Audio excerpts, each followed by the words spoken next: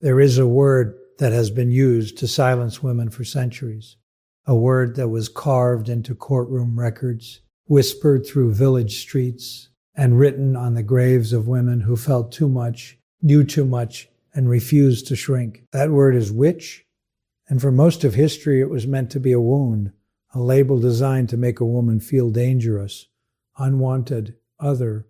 But something strange has happened in the modern world. Women have started claiming it, not as a costume, not as an aesthetic, but as a truth, as a recognition of something that took them years of pain, loss, and transformation to finally understand about themselves. And in this video, I want to tell you exactly why that is happening. Why the women who feel the most, give the most, and hurt the most are also the ones who eventually become something that cannot be easily explained, easily manipulated, or easily forgotten. And why that transformation does not begin with power. It begins with exhaustion. Let's start with what no one talks about, honestly. Being an empathic woman is not a gift that arrives wrapped in softness and ease. For most women who carry this depth of feeling, it arrives wrapped in confusion. You feel things other people seem to move past effortlessly. You sense the emotional undercurrents in a room before anyone speaks. You absorb grief, tension, and anxiety the way a sponge absorbs water, often without choosing to, often without even realizing it is happening. And because you feel so much, you also give so much. You give your time, your attention, your patience, your presence, your energy. You give it to people who are struggling. You give it to relationships that are limping. You give it to situations that honestly stopped deserving your effort a long time ago. But you keep giving because somewhere inside you, there is a belief so deep it feels like fact, that love means sacrifice, that caring means carrying, and that if you stop giving, you will stop being loved. That belief is the first thing that needs to be examined, because it is not true. But more importantly, it is not yours. It was handed to you by a culture that has spent generations teaching women that their value lies in their usefulness to others, by families sometimes unintentionally. That rewarded your sensitivity when it served everyone else and ignored it when it inconvenienced them. By relationships that mistook your empathy for an open invitation to take without returning. You did not choose to believe that love requires self-erasure. You were taught it. And the most painful part is that the teaching was so quiet, so consistent, so woven into everyday moments, that it never felt like a lesson. It just felt like the way things were. Now, here is where the story starts to diverge from what you might expect. Because most conversations about empathy and emotional burnout follow a familiar script. They tell you to set limits. They tell you to protect your energy. They give you a list of practices, a morning routine, a boundary-setting framework, and send you on your way. And those things are not useless. But they are also not the whole story. Because the women who go through the deepest transformation are not the ones who simply learn to say no. They are the ones who went through something far more disorienting, something that felt at the time like complete collapse. There is a pattern that appears in the lives of empathic women with remarkable consistency. And once you see it, you cannot unsee it. It goes like this. The woman gives and gives until she reaches a limit she did not know existed. Then one event crosses that line. One betrayal, one disappointment, one moment where the gap between what she deserved and what she received becomes so enormous that something inside her simply stops, not in a dramatic way, not always with tears or confrontation. Sometimes it is the quietest moment of her life, a moment where she looks at a situation she has been trying to fix for months or years, and she feels nothing where the desperation used to be. That silence inside her is not emptiness. It is the first sound of transformation. Psychology has documented this kind of breaking point in various frameworks. Compassion fatigue research shows that highly empathetic individuals can reach a state of emotional depletion that goes beyond ordinary tiredness. It is a depletion that rewires priorities. Neurologically, the brain begins to shift how it allocates attention and emotional resources. What used to trigger guilt now triggers clarity. What used to trigger hope in situations that never changed now triggers recognition. The woman is not becoming colder. She is becoming clearer. And clarity in a life that has been shaped by wishful thinking and emotional overinvestment can feel like a kind of death. The death of who she thought she had to be. This is the moment that history called dangerous. This is the moment that made neighbors uncomfortable and institutions nervous, not because the woman became cruel or chaotic, but because she became ungovernable by guilt. She stopped being manageable through the fear of disappointing others. She stopped shrinking on command. She stopped explaining herself to people who had never genuinely tried to understand her. And from the outside, to anyone who had depended on her endless availability, that change looked like something dark, something threatening, something they needed a word for. They called her cold. They called her difficult. In other centuries and other places, they called her something worse. But what she had actually become was something that has always frightened systems built on the exploitation of care. She had become a woman who finally understood her own worth. And that is where the witch begins. The word witch does not actually begin in darkness. That is the part of the history they condensed into folklore and then forgot to correct. The earliest women who carried that title were not outcasts by nature. They were, in most cases, the most essential people in their communities. They were the healers, the midwives, the herbalists, the women people came to in the middle of the night when the doctors had no answers and the priests had no comfort. They were the ones who sat with the dying and guided the grieving and knew which root to boil and which words to say when a person had lost the will to keep going. They were, in the truest sense, the women who held communities together through a combination of knowledge, intuition, and an almost bottomless capacity for care. Sound familiar? It should, because that description does not belong to a distant century. It belongs to the empathic woman sitting in the present day, exhausted on her couch at 11 at night, answering one more message from someone who needs her, wondering quietly when it will be her turn to be held. The historical witch and the modern empathic woman are not separated by magic or mythology. They are separated only by time, and what happened to those women across history is not so different from what happens to empathic women today. Their care was consumed. Their knowledge was questioned. Their boundaries, when they finally drew them, were labeled as threatening. And when they stopped being endlessly available to everyone around them, the people who had depended on that availability decided that something must be wrong with them. Something must have changed. Something, dark must have taken hold. But nothing dark had taken hold. What had taken hold was self-knowledge. And self-knowledge in a woman who was once defined entirely by her service to others is to the people who benefited from that service genuinely terrifying. This is the contrast that matters. Before the transformation, the empathic woman is beloved in a particular way. She is beloved the way a resource is beloved. People are drawn to her warmth, her understanding, her patience. They feel safe around her because she never pushes back too hard, never makes them feel judged, never withdraws her care even when they have done nothing to earn it. She is the person they call in crisis, the one who shows up, the one who remembers, the one who forgives again and again because she genuinely believes in people and genuinely wants things to work. She is easy to love in this stage, not because she is loved deeply, but because she is loved conveniently. She fits neatly into the shape of what everyone around her needs her to be. And she has spent so long fitting into that shape that she has almost forgotten she had her own. Then the transformation begins, and the people around her notice the change before she has even fully registered it herself. They notice it in small things first.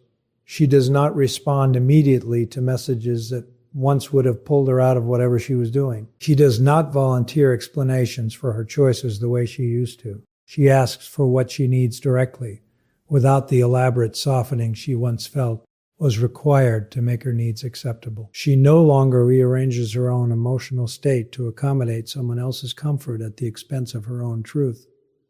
And one by one, the people who benefited most from her old self begin to say something has changed.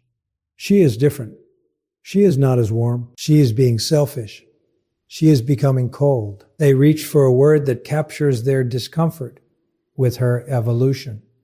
And often, even in modern language, what they are really saying is this: she has stopped being what I needed her to be. She has become something I cannot easily use. She has become, in other words, her own person.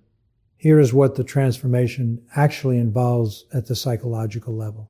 Because this is not a mystical event, and it is not, despite what the folklore suggests, a sudden arrival of darkness.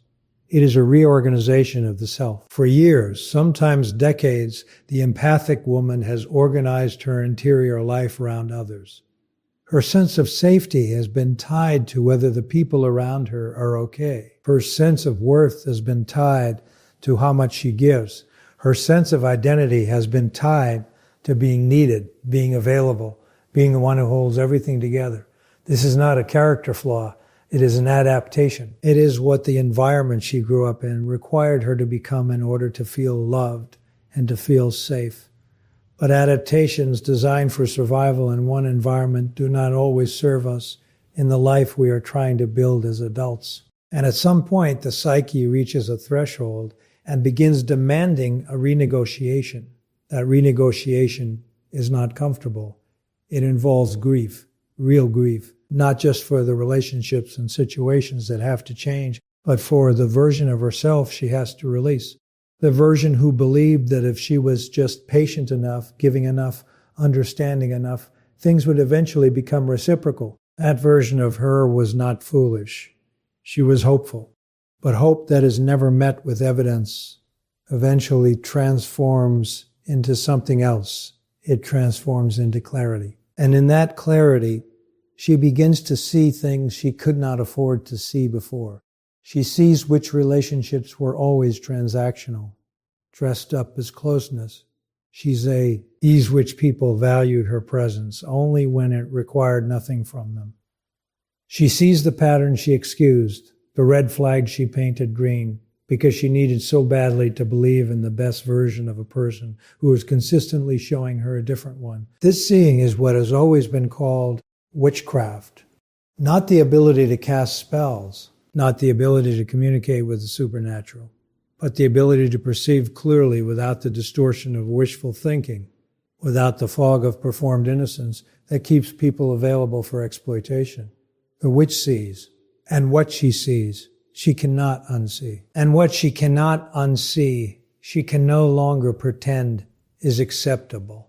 That is the transformation, not darkness, not bitterness, not the closing of the heart, the opening of the eyes. There is a question that surfaces in almost every empathic woman's life at some point during this transformation. It usually arrives in a quiet moment, late at night or early in the morning, in that thin space between sleeping and waking, where the defenses are down and the honest thoughts get through. The question is this: if I stop being this version of myself, who am I? It sounds simple. But for a woman who has spent years, sometimes her entire adult life, defining herself through her relationships, her caregiving, her emotional availability, it is one of the most destabilizing questions she can face, because the answer is not immediately clear. And the uncertainty of that answer is often what keeps women stuck in patterns they have already outgrown. Not because they do not see the pattern, they see it perfectly, but because dismantling it means stepping into an identity that does not yet have a shape, and stepping into shapelessness, even to escape something painful, requires a particular kind of courage that nobody prepares you for. Let's talk about what that courage actually looks like in practice, because it is rarely the dramatic, cinematic version of transformation that gets depicted in films and motivational content. It is not a single moment of standing in the rain and deciding everything changes now. It is far more often a series of small and deeply uncomfortable choices made in ordinary moments. It is the moment she does not text back immediately and sits with the discomfort of wondering if someone is disappointed in her, and then survives that discomfort without caving. It is the moment she says no to something that the old version of her would have said yes to out of guilt, and then does not spend 3 days explaining or apologizing for that no. It is the moment she notices she is about to take responsibility for someone else's emotional state, and she pauses and she chooses not to. Each of these moments is small. Each of them feels enormous, and each of them is a stitch in the fabric of a new self. What makes this process particularly difficult for empathic women is something that does not get discussed nearly enough, and that is the way empathy itself can be weaponized against the person who carries it. The empathic woman is not just sensitive to her own discomfort. She is sensitive to everyone else's. So when she begins drawing limits, when she begins choosing herself in ways she never used to, she does not do so in a vacuum. She does it while simultaneously feeling the disappointment of the people around her, as if it were her own. She feels their confusion. She feels their frustration. She feels the gap between who they expected her to be and who she is becoming. And because she feels all of that so acutely, the pull to retreat back into the old pattern is not a simple temptation. It is an almost physical force. It takes everything she has learned about herself to stay the course when every nerve in her body is regressed. Bring someone else's discomfort and telling her to fix it. This is the crucible. This is the part of the transformation that separates the women who break through from the women who turn back. And the difference is not strength in the conventional sense. It is not toughness or emotional detachment or a decision to care less. The women who break through are not the ones who stop feeling. They are the ones who learn to feel and hold steady at the same time. They are the ones who develop what might be called witnessing capacity, the ability to observe an emotional experience, their own or someone else's, without being immediately swept into it and without needing to resolve it in order to feel safe. That capacity does not arrive fully formed. It is built slowly through exactly the kind of repeated small choices described above. Through every moment she chooses her own truth over someone else's comfort, she is adding to a structure inside herself that eventually becomes unshakable. Now let's talk about what she gains. Because transformation of this depth does not only remove things, it does not only strip away illusions and exhaust the patterns that no longer serve, it also deposits something that is difficult to name precisely, but that anyone who has been through it will recognize immediately when they hear it described. The first thing she gains is a quality of presence that is entirely different from the presence she offered before. Before, her presence was abundant but anxious. She was always there, but she was always monitoring, always adjusting, always quietly scanning for signs of disapproval or need. Her attention was divided between the person in front of her and the internal management system running constantly in the background, checking and rechecking whether she was doing enough, being enough, giving enough. That internal noise was exhausting for her, even when it was invisible to others. After the transformation, something in that noise quiets, not because she stops caring, but because she stops performing care as a strategy for safety. When she is present now, she is actually present, fully, without the running audit. And people feel the difference even if they cannot name it. The second thing she gains is discernment. And this is the quality that has historically made transformed women most threatening to the status quo. Discernment is not cynicism. Cynicism assumes the worst before gathering evidence. Discernment simply evaluates evidence honestly without the distortion of either fear or hope. The empathic woman before transformation was extraordinary at reading people, but her readings were constantly filtered through what she needed to be true. She could sense that something was off in a person or a situation and then spend enormous energy talking herself out of that perception because acknowledging it would have required a response she was not yet ready to give. After the transformation, that filter dissolves. She senses something and she lets the sensing be information. She does not argue with her own perception. She does not perform doubt she does not actually feel. She trusts what she sees, and what she sees, she acts on. The third thing she gains is the capacity for a completely different quality of love. This is the part that surprises people most, because the assumption is that a woman who has been hurt badly enough and transformed deeply enough must have closed something off, must have decided, consciously or not, that the solution to being wounded by love is to love less. But the opposite is true. The woman who has come through this transformation does not love less. She loves differently. She loves without the desperation that used to underpin everything she gave.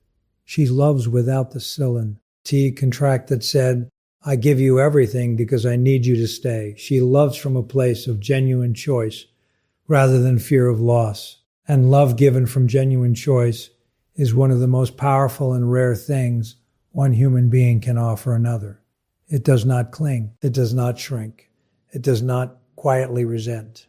It simply gives freely to the people who have shown through their actions over time that they are worth giving to. So let's bring this to the place where it actually lives, not in psychology frameworks or historical metaphor, but in the real and specific texture of a woman's daily life after she has come through this transformation. Because the theory is useful, the historical context is illuminating, but what most women actually want to know, the question underneath all the other questions, is this: what does it feel like on the other side? What is different, concretely, in the way she moves through the world? And the answer to that question is both simpler and more profound than most people expect. The first thing that changes is her relationship with silence. Before the transformation, silence was uncomfortable. When a conversation went quiet, she filled it. When someone was distant, she reached. When a relationship felt uncertain, she talked, explained, tried, offered more, gave more, initiated more. Silence felt like a gap she was responsible for closing. But after the transformation, silence becomes something else entirely. It becomes information. When she stops filling every gap, she discovers what was actually there underneath. She discovers which people reach back when she stops reaching first. She discovers which relationships existed primarily because of her effort and dissolve quietly without it. She discovers which silences are peaceful and which are simply proof of an absence she had been working too hard to disguise as presence. This is not a test she runs deliberately.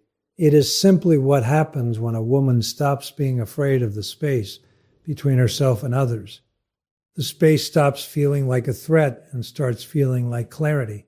The second thing that changes is her tolerance for performance. Every social world requires a degree of performance. We all adjust our presentation depending on context. And that is not dishonesty. That is navigation. But the transformed woman develops an acute sensitivity to the difference between natural adaptation and the kind of sustained self-erasure she once mistook for social grace. She can feel it almost immediately now, the moment a conversation requires her to pretend she does not know what she knows, or to perform enthusiasm she does not feel, or to make herself smaller so that someone else does not have to confront the discomfort of her full presence. And when she feels it, she no longer automatically complies. She does not make a scene. She does not deliver a speech. She simply declines, quietly and without apology, to disappear on demand. That refusal alone changes the entire geometry of her relationships. The people who valued her primarily as a mirror, as someone who would always reflect back what they wanted to see, begin to drift. And the people who are genuinely capable of knowing her, the full and complex and unedited version of her, move closer. The third thing that changes is what she does with her pain, because the transformation does not make her invulnerable. She still gets hurt. She still experiences disappointment, grief, betrayal, and loss. She did not sign up for emotional anesthesia, and that is not what she received. What changed is not the presence of pain, but her relationship with it. Before, pain was primarily a signal to work harder. If something hurt, the instinct was to fix it, to give more, to try differently, to bend further. Pain was a problem to be solved through effort. After the transformation, pain becomes a different kind of signal. It becomes directional information. It tells her where a misalignment exists between what she is experiencing and what she deserves. It tells her when something has run its natural course. It tells her when she has stayed somewhere longer than her own truth can sustain. She does not rush to resolve pain anymore. She does not drown it in productivity or bury it in other people's needs. She lets it speak, and then she follows where it points. Now, here is the part of this conversation that matters most, because everything described so far could easily be read as a portrait of a woman becoming more closed, more selective, more defended. And that reading is understandable, but it is completely wrong. The woman who emerges from this transformation is not more defended. She is more open, but she is open in a different direction. She is no longer open in the indiscriminate way she once was, open to everyone, available to everything, permeable to any emotional current that moved through the people around her. That kind of openness was never really intimacy. It was dissolution. It was the absence of a self strong enough to remain distinct while still connecting. Real intimacy, the deep and sustaining kind, requires two distinct selves. It requires that both people in a relationship actually show up as themselves rather than as performances of what the other person needs. And the transformed woman, for the first time, has a self distinct enough to offer. She is not bringing a shape defined by everyone else's expectations. She is bringing herself, and that is infinitely more valuable, even if it is also infinitely more confronting for people who preferred the performance. This is why the witch has always been a figure associated not just with power, but with love, the truths. In oldest stories, underneath the persecution narratives, underneath the fear and the folklore, are stories about women who love fiercely and specifically, not broadly and anxiously, not desperately and without limit, but with the particular and deliberate love of someone who has chosen to give it rather than been unable to withhold it. That distinction sounds subtle. It is not. There is an enormous difference between a woman who loves you because she cannot help herself and a woman who loves you because you have earned it. The first kind of love, however warm, is not really about you. It is about her need to give. The second kind of love is one of the rarest things in human experience. It means that out of everyone she could give her presence to, out of every relationship she could invest in, she looked at you and decided you were worth the real thing. If you are somewhere in the middle of this journey right now, if you are in that disorienting space between who you were trained to be and who you are becoming, this is what I want you to carry with you. The confusion you are feeling is not a sign that something is going wrong. It is a sign that something is going right. A loss of certainty about who you are when you stop being everything to everyone is not emptiness. It is the first honest space you have had in years. And what grows in honest space is not coldness and it is not armor. What grows is you, the real version, the one that was always there underneath the performance and the overgiving and the quiet terror of being too much or not enough. She was never gone. She was waiting for exactly the kind of silence you are standing in right now. And the women who came before you, the ones who were called dangerous for knowing themselves, the ones who were called witch for refusing to disappear, they were not warnings. They were the map. You are not becoming solemn, teething, frightening. You are becoming something free.